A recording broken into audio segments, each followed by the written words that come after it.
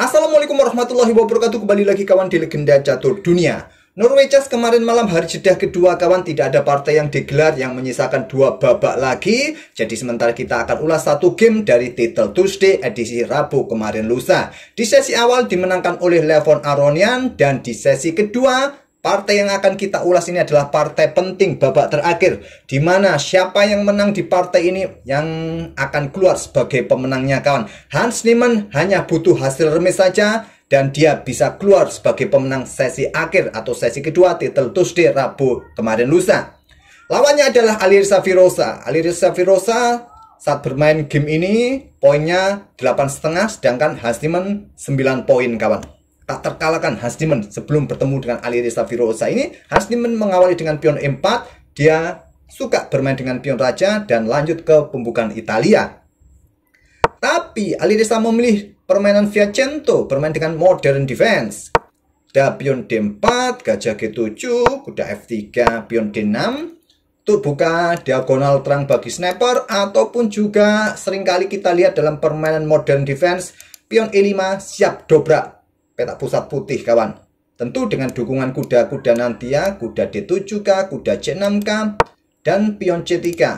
Perkuat, solidkan rantai pion di ruang gelap kawan. Nah, mungkin nanti kalau ada dobrakan pion E5 akan ditahan oleh Hans Niemann. Setelah kuda C6, gajah E2, dan Alireza kuda F6 terlebih dahulu, kuda BD2 untuk proteksi pion E4.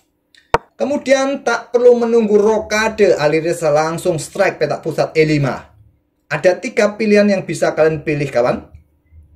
3 pilihan itu sementara tidak memberikan dampak yang terlalu signifikan buat putih. Ya kalian bisa saja dorong maju pion ini kawan, kuda E7, mungkin kalian ekspansi pion sayap menteri di sini, atau kalian tinggal rokade, terserah. Atau jual beli seperti ini, pion dipukul pion E5, atau kalian tahan. Biarkan hitam yang menukarkan pion dulu. Kalian punya pion center yang bagus, bisa kalian coba juga. Hans Niemann memilih membuka permainan langsung dengan pion D pukul pion E5, pion D ambil balik pion E5, dan di sini rokade. Tidak rokade. Langkah engine dipilih oleh Alireza pion A5, atau juga bermain dengan kuda H5 tadi juga bagus. Menteri C2, proteksi pion sebelum buka jalan bagi gajah gelapnya. Rokade Alireza, baru kuda C4. Di sini Menteri E7 melanjutkan pengembangan. Benteng D1, ada pion A4. Ini ciri khas permainan Alireza Firoza yang suka dorong-dorong pion kawan. Alireza sangat suka dorong-dorong pion di sayap-sayap, baik di lajur A ataupun di lajur H. Kemudian di sini gajah E3, lanjut Hans Niemann. Kuda G4 serang gajah, gajah G5 serang menteri, pion F6 blokade. Di sini gajah tarik mundur ke H4 oleh Hans Niemann Moke. Kemudian ada gajah E6 untuk menarget kuda di sini. Pion H3 dulu, kuda H6, dan Hans Niemann melangkah selamatkan kuda mundur ke E7. Kemudian kuda D8, apakah persiapan bermain dengan pion-pionnya kawan, terutama pion C ini. Di sini gajah dikeluarkan menarget pion yang di sini, dorong lagi pion B4, lanjut Hans Niemann. Ya, pion ini bagaimana ya cara mempertahankannya? Tapi ada gajah yang mengawasi, sulit untuk mendekati pion ini kawan. Ada pion C6, gajah C4 menantang pertukaran. Nah, di sini kuda H ke F7 untuk mencari posisi yang lebih bagus, langkah kuat kawan, dan juga untuk blokade ya. Diagonal yang terbuka ini, ataupun benteng E8.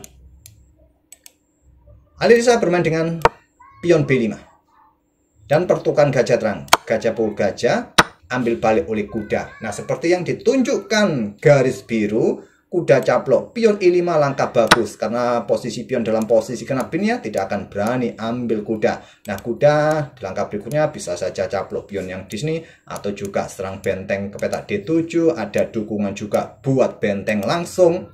Tapi Hans Niemann memilih dengan langkah menteri B3 untuk pin kuda ini kawan. Dan taktik seperti ini supaya kuda nggak caplok pion E5, yaitu kuda F7. Blokade pin kawan, langkah terkuat. Atau dengan menteri ke F7. Tapi Alireza memilih geser raja, memberikan kesempatan kuda caplok pion E5. Nah, kuda ke F4 jawaban terkuat. Mungkin nanti kuda putih akan ke petak D7 serang benteng. Nah, menteri ambil pion yang di sini. Memilih dengan pion G5. Kuda caplok pion C6. Menteri mundur menyelamatkan diri. Dan benteng D6. Langkah blunder kawan, menekan kuda yang di sini. Sementara perwiranya dalam posisi terancam. Tadi selamatkan dulu gajah petak G3. Ini langkah terkuatnya. Kalaupun ada menteri ambil kuda C6, benteng D6 kawan. Nah, gantinya di sini. Oke, permainan cepat kawan. Oh ya, semalam ada battle antara Hans Moke versus Anies Giri kawan. Anies Giri menang 1 game dari 18 game yang mereka mainkan secara online, rematch ya.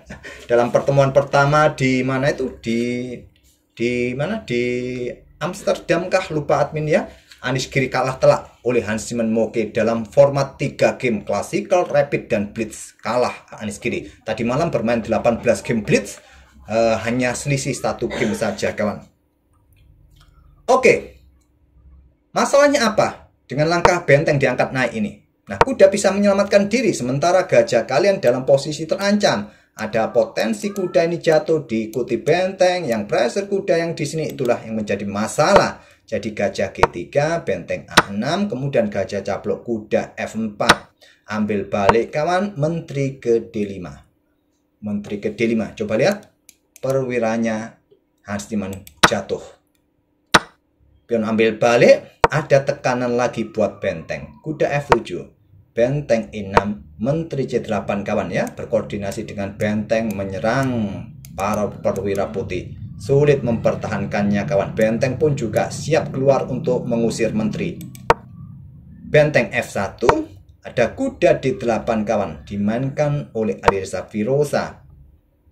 Kalau dengan benteng ya dicaplok ya oleh kuda ya, caplok kuda. Jadi memang akan terbaik ya dengan kuda. Kuda pukul kuda, benteng ambil balik, posisi menteri terancam, dia nggak bisa backup bentengnya terus menerus kawan. Ya sulit ya. Jadi di sini memilih dengan korbankan menteri, ambil benteng A6. Hans Timman bermain dengan sepasang benteng melawan menteri plus gajah. Nggak cukup buat putih. Ada gajah 6 menarget pion yang di sini. Benteng ambil pion F6, persiapan menusuk nanti kawan. Di sini gajah ambil pion E3, tempo cek dulu dan geser raja. Di sini pion E5, kalau ingin melakukan skak-skak di sini ya raja tinggal mundur ke sini, maju ke sini. Kalau ke sini kalau kalian skak ya dicaplok saja oleh menteri. Hitam akan atau tetap punya 1 perwira penuh.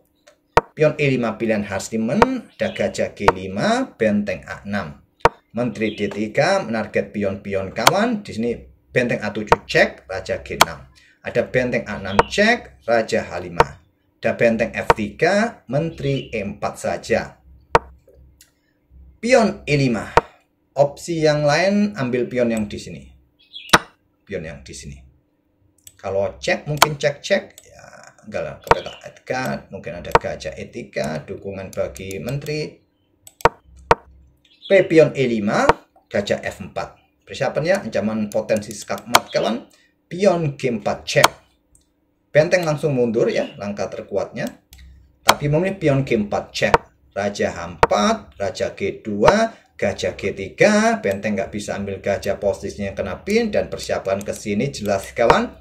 Nah, dorong maju pion, menteri E2 cek, raja mundur, kemudian di sini gajah 2 cek, raja 1, menteri ambil benteng cek, raja ambil gajah, skak dulu, raja mundur dan raja G3 skak mat 1 langkah kawan ya.